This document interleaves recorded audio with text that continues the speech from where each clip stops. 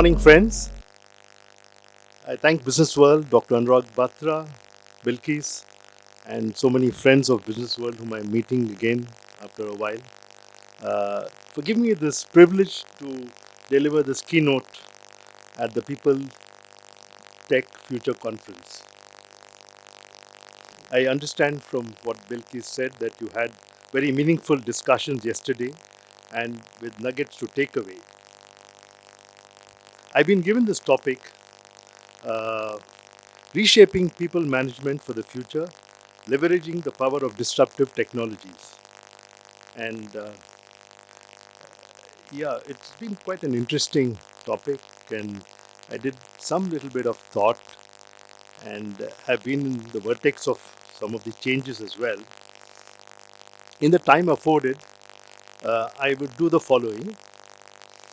I'll introduce the term disruptive technologies or disruptive innovations and set the context by touching on the history of disruptive technologies and touch upon disruptive technologies today. And I also want to spend some time and talk about some things which will not change. And having said that, let's kind of see what is needed to reshape people management. If you travel in time, we realize that one of the very first disruptions happened many years ago. Many years ago, let's say. But however, the term disruptive technologies was coined in 1995 only by the Harvard Business School professor, Clayton Christensen. I also had the opportunity to meet him about 10 years ago. And incidentally, um, there's a paper written by Dr. Christensen called How Will You Measure Your Life? If you've not read it, I would urge you to read it. That's the only article Harvard has made available free for for everybody. Otherwise, there's a charge for it. So you can look at it, download it, and in case you don't get it, just let me know. I'll send you a copy. But anyway, so Christensen used it to describe the way in which new entrants in a market can disrupt established businesses. And he outlined a process which is simple when looked in hindsight. And that's how it happens. Anything looked in hindsight looks simple, but there's a lot of sweat when you actually work on it. So, established companies tend to enhance their products or services for their most profitable customers, often overlooking the needs of the down market or underserved market. And new entrants target this underserved market, gaining traction by meeting those needs at a lower cost than established companies. Classic example is the Airbnb model as such. And suddenly everybody was moving and traveling. Established companies typically do not respond to these entrants. They say, we've been in this business so long, what can they do? Uh, you know, that's what happened to Kodak as well, you can see. And continue to prioritize their more profitable customer segments. Then the entrants move upmarket, offering solutions that appeal to the established customers. And they start to take over that customer base. And then the disruption occurs when the new entrant begins to offer significant portion of the established company's mainstream customers. It's like that classic parable of the boiled frog. And by the time you think you should change, it is already too late. And this, my friends, is the anatomy of a disruptive technology. And Rich Simmons says it aptly. Don't look for ideas that will confirm your thinking. Rather, look for trends that will disrupt your thoughts. Okay, we tend to see how can I do more of the same, but we may say what can I do differently, and I think that each of you are placed very well to look at the trends and come out with something different. So let's travel and find out about one of the first recorded disruption for humankind. I don't know if the answer is on your lips.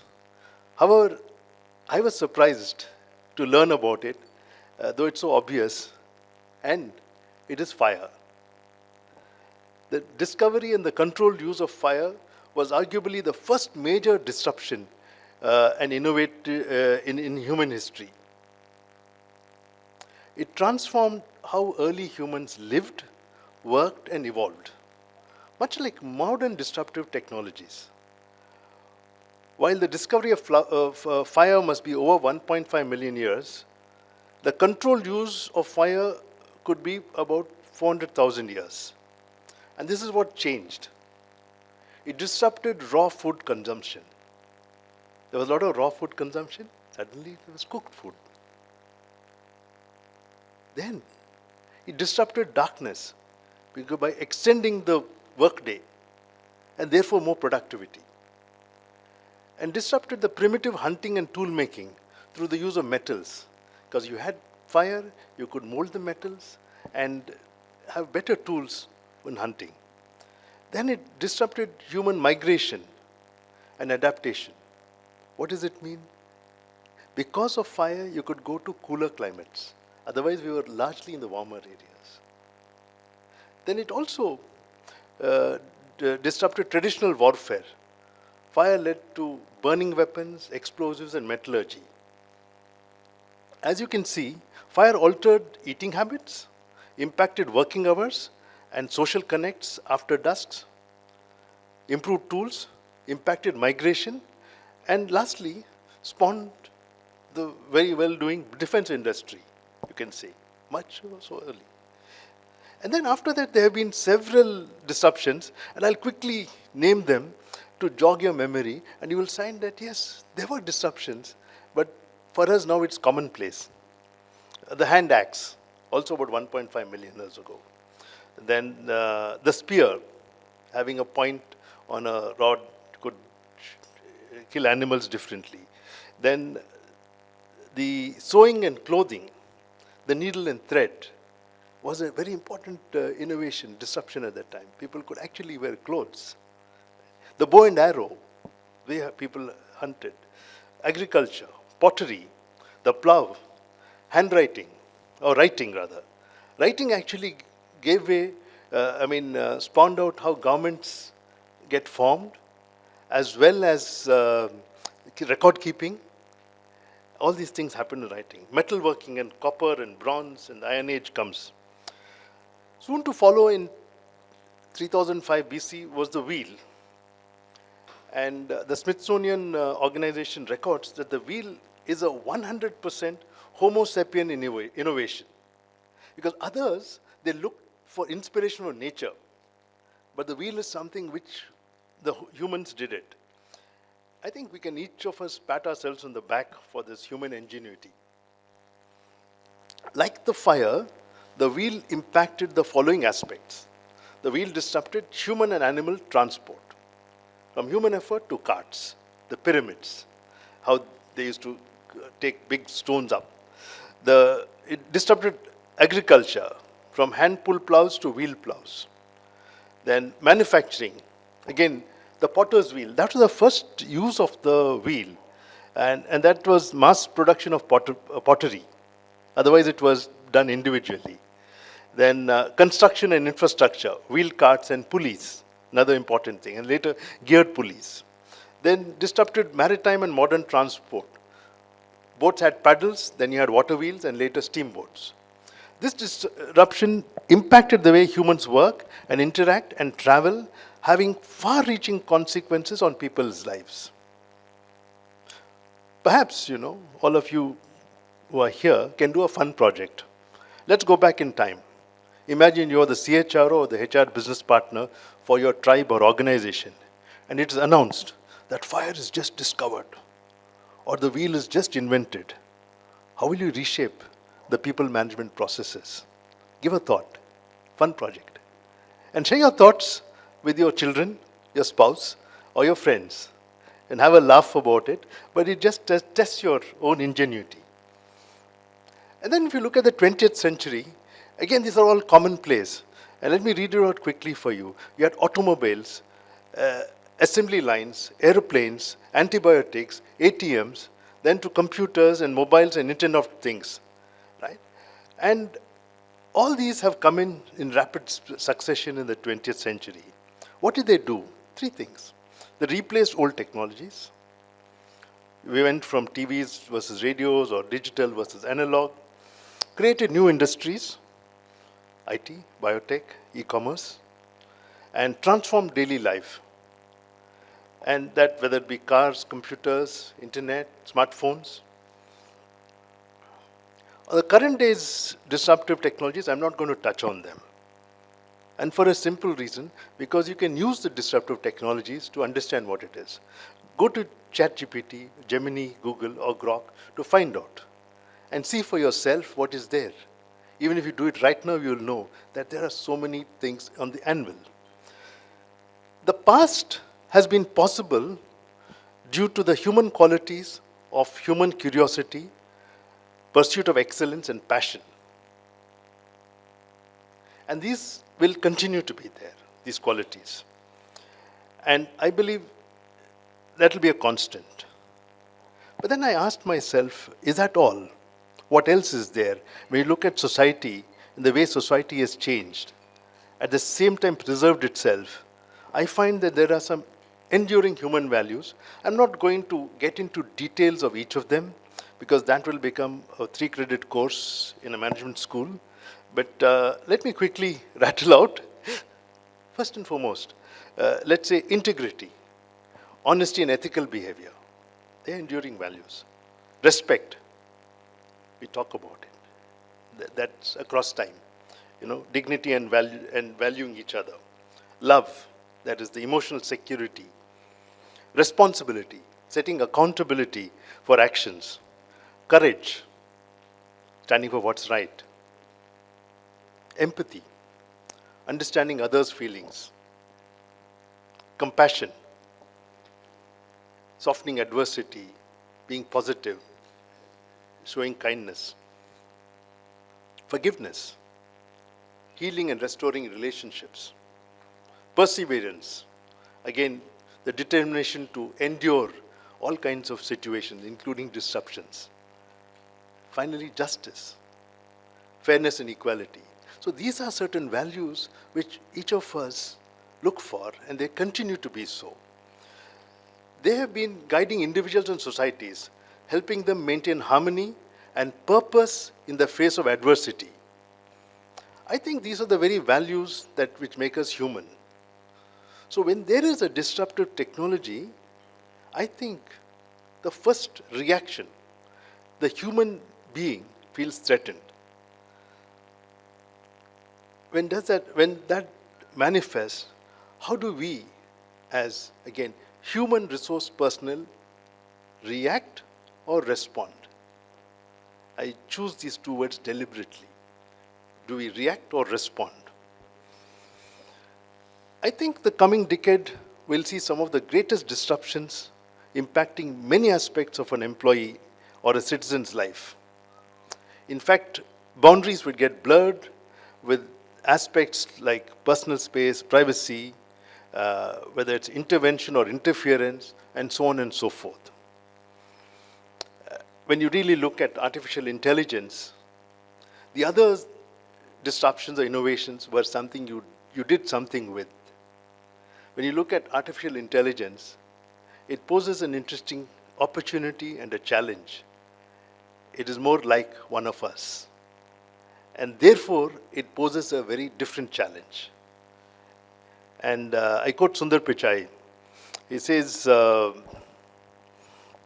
always thought of AI as the most profound technology humanity is working on, more profound than fire or electricity or anything that we've done in the past.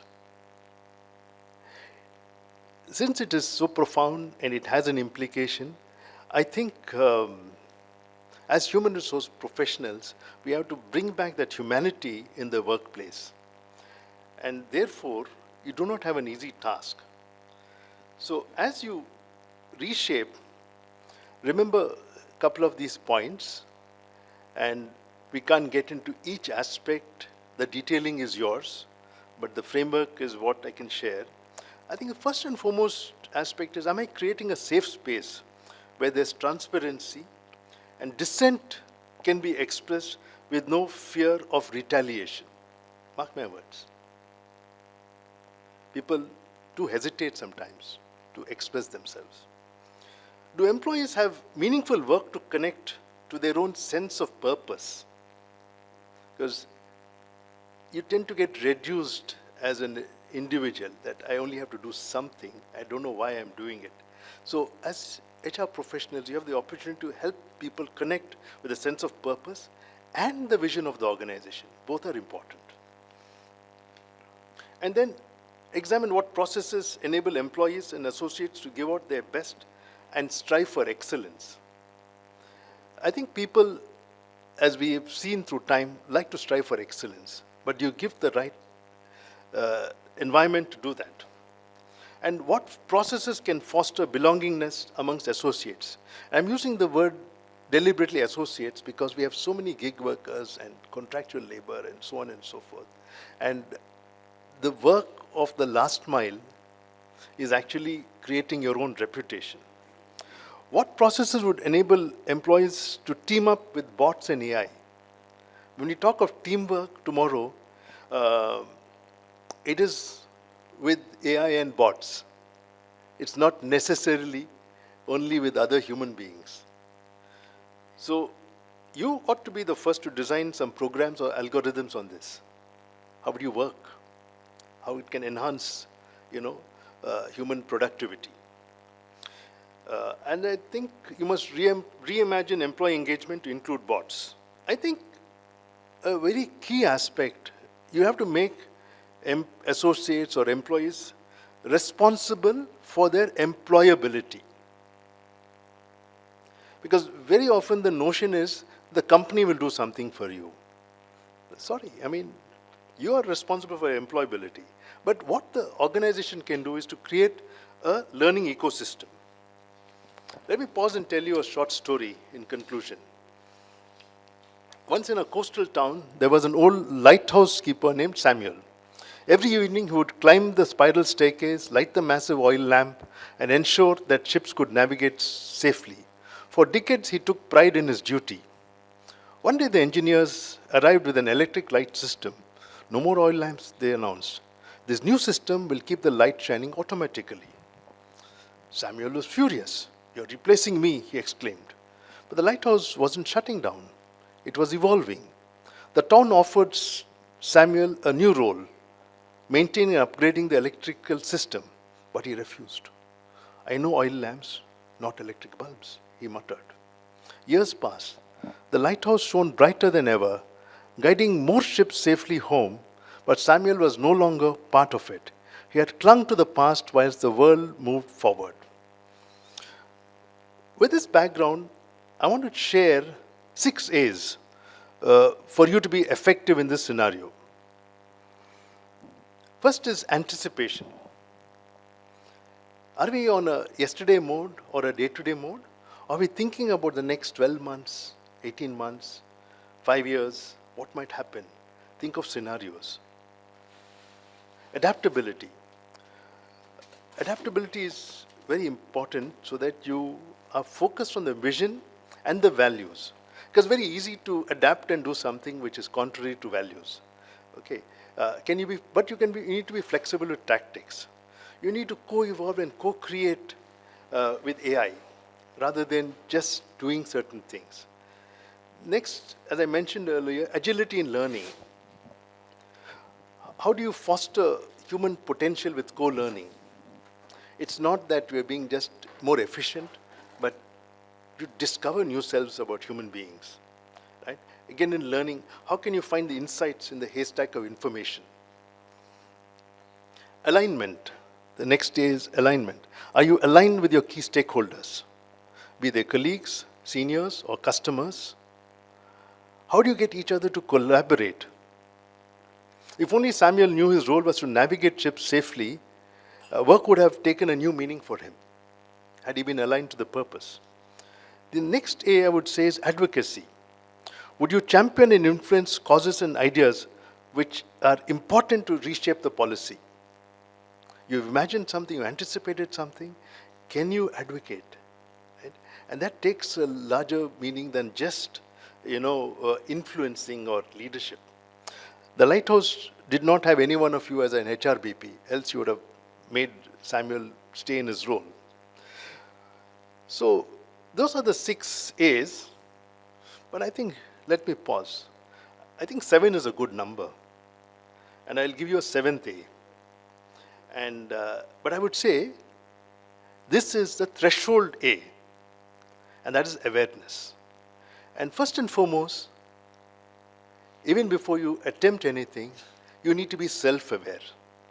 Be aware of your biases, your blind spots, and where you may not be able to do well. You must know your strengths and limitations. I think that self-awareness is important. In my journey as a coach, I've been noticing that this seems to be an area where most leaders are deficient. And once they are aware of themselves, it unlocks a great potential. Next, you need to be aware of your customer segment. Where is value created? Where is value eroded? And also your ecosystem. Today, something happening in one part of the world has an impact, like the butterfly effect. So these are the 7 A's. Let me just tell you again: anticipation, adaptability, agility in learning, alignment, advocacy, and awareness. I believe by carefully adopting these 7 A's, you can be effective. In conclusion, Cathie Wood, an American investor, said, "In a world driven by disruption, make sure you're on the right side of change." So I wish you very well as you shine your light to your employees to ride the waves of disruption. Thank you very much.